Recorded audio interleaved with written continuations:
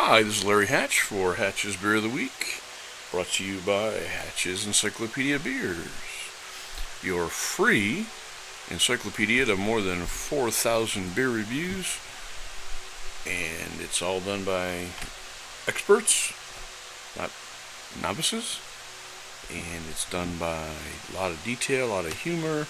You get precise metrics, statistics, history, all that good stuff. And we rate beers on a scale of 1 to 5 bottles, 5 being perfect, and the occasional exceptional beer, the 1% of the 1%, called our Award of Merit. And it turns out today's beer is an Award of Merit winner for 2021. A very, very special beer called Nogne. I'm not sure I'm pronouncing that right because it's Norwegian.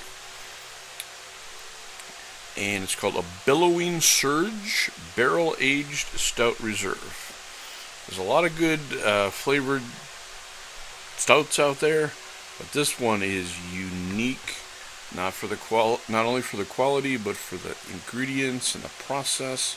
Holy heck. So let's dive into that. It got a perfect rating, and basically our system is if any beer gets a perfect 5.0 bottle rating, we take a vote as to whether it qualifies for an Award of Merit, and there must be a majority, such as 4 out of 5 or 5 out of 6. We only allow one negative vote in the group, but this one was unanimous. It was 6 out of 6 to get an Award of Merit, and most of our, quote, perfect beers do not get an Award of Merit. Like I say, it's the top of the top of the top, the best of the best. You know, the top guns, if you will, whatever you want to call that. And Nogne is one of Norway's most respected breweries, and it's their largest craft brewery. And they're from Grimstad, Norway. I had not tried them. I tried one bottle many years ago, but I had not really tried their line, and it's been available lately for us locally, so I grabbed a few of them. In fact, I grabbed a non-alcoholic one because I couldn't read Norwegian. But anyway, never mind. And what this is a blend of aged stouts. And what they do with the malt bill is interesting. It's fairly interesting in that it's got malted barley and oats, malted wheat, and malted rye. So it's got barley, oats, wheat, and rye. Almost sounds like a formula for a really good bourbon. So they went to a lot of trouble using 4 different species of grain. And when you get to the layered, stratified, complicated malts in this thing, you see that pays off. Being from Norway, they're not using bourbon barrels. They're using Armagnac, ARMAGNAC barrels, which is a type of French brandy from the Armagnac region of Gascony. And that gives an interesting wood flavor that I've not found anywhere else. In fact, I've never had that kind of brandy. I've had French brandy, but I've never had any that I remember as being from the Armagnac region. But this gives an interesting brandy-like vanilla wood flavor to it. Again, you got 4 species of malt. You got the weird wood. It's already getting curiouser and curiouser. And to even top it off, it's aged, kind of in a Belgian style with added sugar. In this case, they added 2 special sugars, Muscovado and Demerara sugars. And those are very refined natural sugar. Not very refined. They're refined, but they're not refined, if you get my meaning. They're sophisticated and premium is a better word, but they're not refined like white table sugar. Boy, they're refined, but they're not refined. Hey, that makes sense. But you know what I mean, I think. And basically, the Muscovado sugar is where they take raw cane juice right from the sugar cane, and they evaporate it, and they leave the molasses content in there. So it's a really potent, dark brown, usually dark brown crystal. It's way better than common brown sugar, put it that way. And then if that wasn't enough, 4 species of grain, Armagnac barrels, the 2 special sugars. Then they add cocoa beans to it. Oh my God. And then to top it off, it's 13.5% ABV with 50 IBUs. And holy heck. So it's got all kinds of diversity, potency. You really can't think of a recipe any better than that. And here's what's even better. The 12-ounce bottle, and we bought it a couple different places, is anywhere from $6.99 to $8.99. Holy heck. Now I know some of you are saying, what, $7 to $9 a bottle? Well, yeah, for something like this, I'd have paid twice as much, easily. The pour on this thing is an uber dark blackish brown. Not like a black Uber car. You know what I mean. German for dark, for ultra, super, dark. The head is rich tan, got a mixed texture of bubbles, and is short-lived. Our first sip was densely flavored, almost in barley wine quality. They also do a barley wine, which we reviewed, and it was not quite as good as this one. But my God, this could be a barley wine for most people. It's so loaded with caramel and sweetness. It's agreeable, and the ethanol was mostly disguised. The 13.5, you can't really hide that in all of the flavor notes and passages. But here, with all those sugars, and they're smart to add all those sugars, because a dry barley wine is a friend of nobody.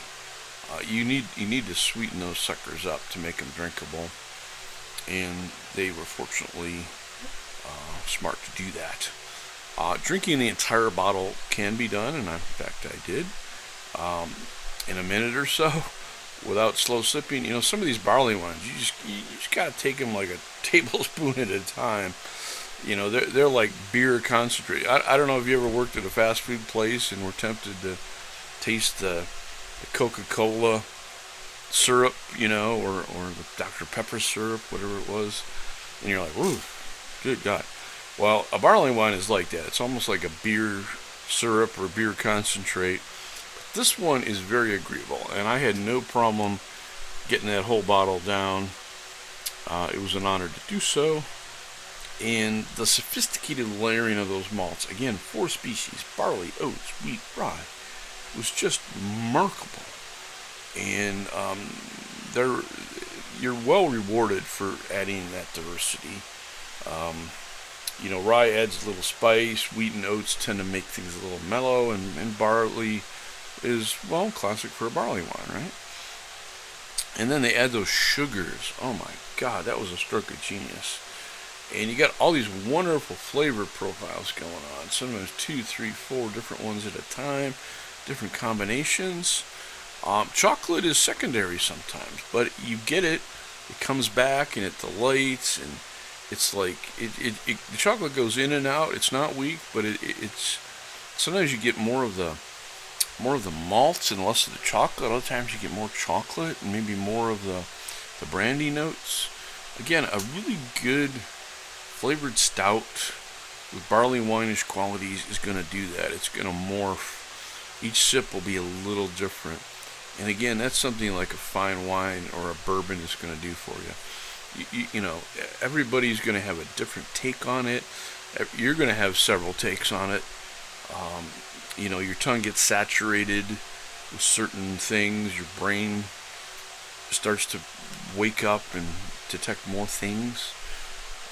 This is one of those beers that really challenge your taste buds and your brain both. One of our panelists wrote, good quote, "This is heavenly bliss, easily the best flavored stout I've had in years, truly years. The diverse malt bill, special sugars, unfamiliar aromatic wood notes, and the entire recipe add up to perfection on earth." And again, we very seldom give an award of merit even to a perfect beer, and this one just is unanimous 6 out of 6 on that. Another of our panelists wrote, "Simply flawless, and even more important, it was fascinating, alluring, truly seductive." Wow. Yes, truly seductive. And as soon as he said that, alluring and truly seductive, a tune popped up in my mind. Long, cool women in a black dress. There you go. Nogne, a Billowing Surge, barrel-aged stout reserve. You gotta find it, and it's not expensive. You really gotta find it. It's not even on their website, so I'm not sure how common it is even among importers. But a lot of you guys don't know this, but you can actually ask your wine store or beer store or bottle store to special order stuff for you. Your local wholesaler may have minimums, but if it's something of this quality that you probably will want, shell out a few bucks and sell them off to your friends. Another little secret, you can kind of round it up a little bit, and maybe your bottles will be free. But anyway, don't go selling them out of your trunk. That's illegal in most states. But anyway, this is such a wonderful thing. I would get some at any cost, and like I say, don't hesitate to go around to a beer and wine store or a bottle shop and ask them to order this for you, because generally they will do so.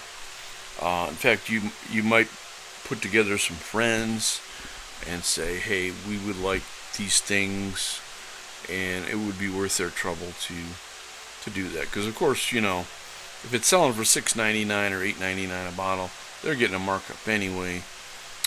So take a little bit of an order with them, whether it's on their website or not. Don't be discouraged if something's not on their website, because they can normally get that if the local distributor has a relationship with the importer, usually out of New York, or sometimes California. They'll have the stuff in a warehouse somewhere and can get it for you.